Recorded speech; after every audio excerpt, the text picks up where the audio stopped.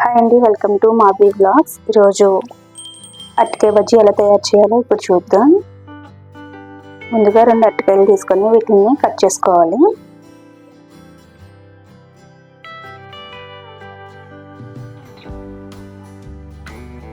ఇలా కట్ చేసుకున్న తర్వాత పీనట్తో ఇలాగా పీల్ చేసుకోవాలి. ఇలా చేసుకొని ఒక బౌల్లోకి వాటర్ తీసుకొని వీటిని బంగాళదుంప చిప్స్ కట్ చేసుకుంటాం కదా, దాంతో చేసుకుంటే ఇలా సన్నగా వస్తాయి.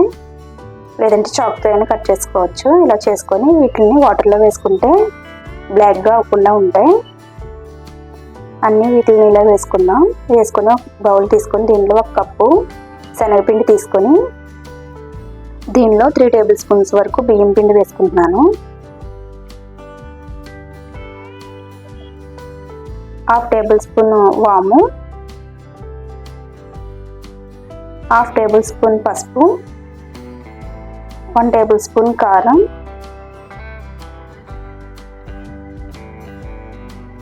1/2 టేబుల్ స్పూన్ సాల్ట్ వేసుకొని వాటర్ యాడ్ చేసుకొని ఇది కొంచెం బాగా కలుపుకుందాం. ఈ కన్సిస్టెంట్లో ఉంటే సరిపోతుంది బజ్జీలకి. ఇప్పుడు వీటిని ఒక్కొక్కటి వేసుకుందాం.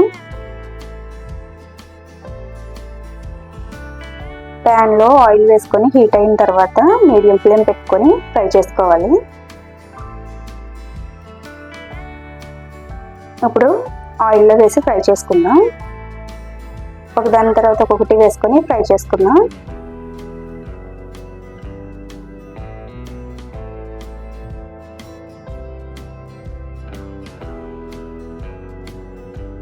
కొంచెం ఫ్రై అయిన తర్వాత రెండో వైపు టర్న్ చేసుకొని ఫ్రై చేసుకుందాం. ఇలా 2 వైపులా బాగా ఫ్రై అయిన తర్వాత స్ట్రైనర్తో తీసుకుందాం.